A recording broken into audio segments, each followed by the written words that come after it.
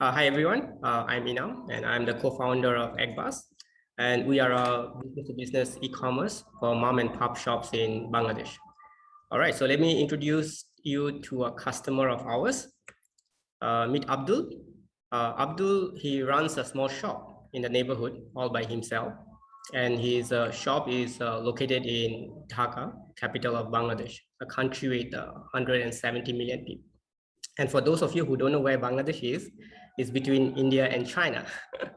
All right, so in the shop, Abdul sells a wide range of consumer products to nearby customers, such as cooking oil, rice, flour, sugar, etc.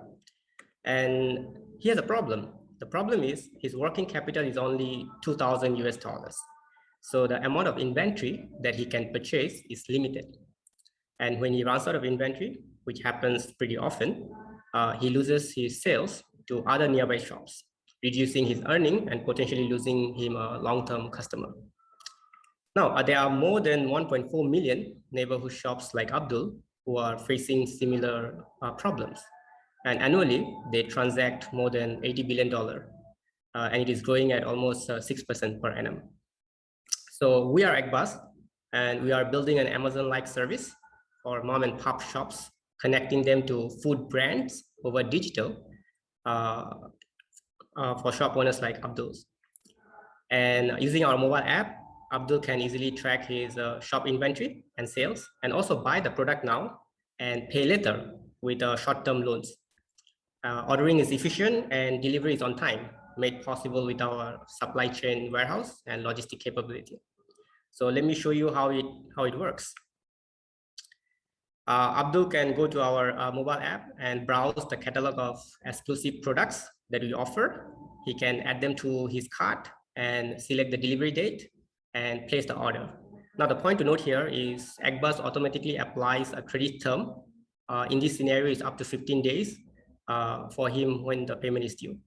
And once we receive this order, we pick and pack the items and proceed to deliver the goods on the date requested and collect the money as per the credit terms. Thus, Abdul doesn't have to worry about capital to purchase inventory because he doesn't have to worry. We are giving him stocks without collecting the money immediately. And for every product that we deliver, we charge up to 15% margin for some of the SKUs. Currently, we are supplying almost 30 plus exclusive SKUs from these premium brands in Bangladesh to around 1,700 shops. And we have more than 500 plus SKUs in the pipeline that we are planning to add in the coming months as we scale our operation. And EkkBaz is different because we are only focusing on mom and pop shops selling fast moving consumer goods and leveraging our strong partnership with major local Bangladeshi brands as we provide a localized warehouse, last mile logistic, and also credit service for such shops. Now, my name is Inam, and yes, I'm the co-founder for EkkBaz. And previously, before I started EkkBaz, I was the technical lead for intelligent business application in Microsoft. And I have designed and developed large-scale supply chain solution for various global consumer goods companies. And growing up, my family used to run a mom and pop shop. And so I launched EkkBaz because I kind of understood, the challenge that small shop owners face. Zubaida, she has more than 15 years of experience in sales and marketing, working with various FMCG companies or like consumer goods companies in Bangladesh. And in terms of tractions, we are seeing 10% increase in customer registration month over month, even with severe COVID restrictions that is going through this whole Indian subcontinent.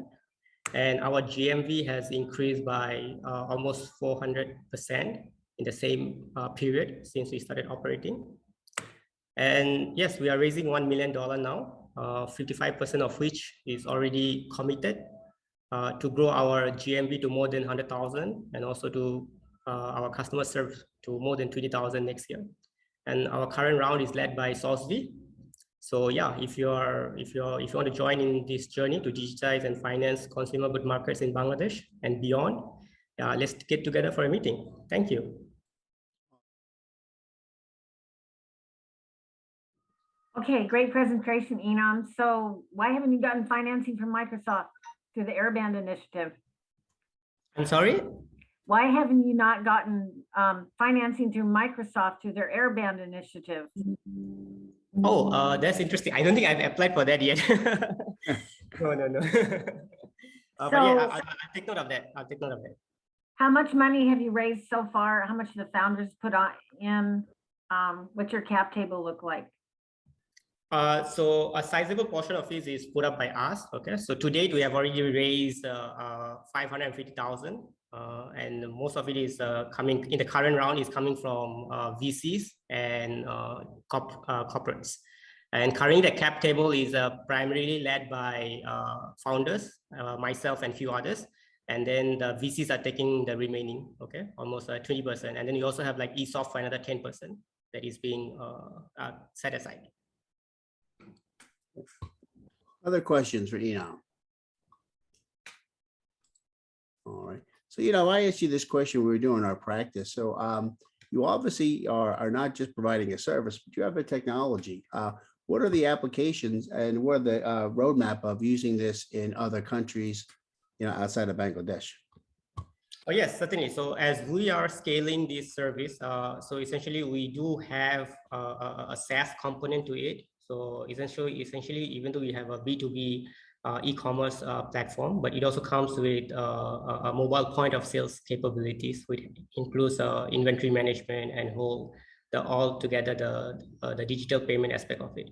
So as we scale to not just Bangladesh but beyond, we are looking to partner with existing distributors in the market and also like existing brands. So we are also looking at scenarios like cross-border trading, where you are looking at brands, let's say from Europe or even from USA, who are interested to come to Asia, not just Bangladesh, but also because we are based in Singapore and we have very strong connection to Southeast Asia. So those are areas where exactly we are looking at cross-border B2B scenarios and also scaling up with existing infrastructure such as the dealers and the distributors. Awesome, thank you. We got Doug from Expert Dojo. Doug, go ahead. Yeah, thanks. That was great. No, appreciate it. Question is, so you mentioned that you have a little bit of a markup for the product that the shop owner is buying from you. When they purchase wholesale, what's the difference in cost to them purchasing through your app?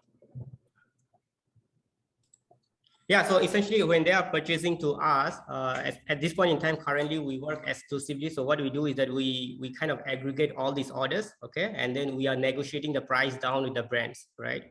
So because typically if you're talking about, let's say like the modern trade, the likes of supermarket, right? They do have the bargaining power with the brands where they can get down to almost like 10, even like 15% discount, right? Because they buy in huge volume of bulk. So what we do is that we kind of aggregate all these small mom and pop shops orders and we get them similar kind of margins in terms of price benefits. Oh, great. So they're paying less if they buy from you. Exactly, you're right. Okay, so that's one of the benefit that's one of the benefits that we are bringing to the table, where if they are purchasing through our app, we are cutting down a lot of these middlemen, right? So they can get a much better price, and on top of that, we are also giving them financing support, so they don't have to worry about having limited capital to purchase.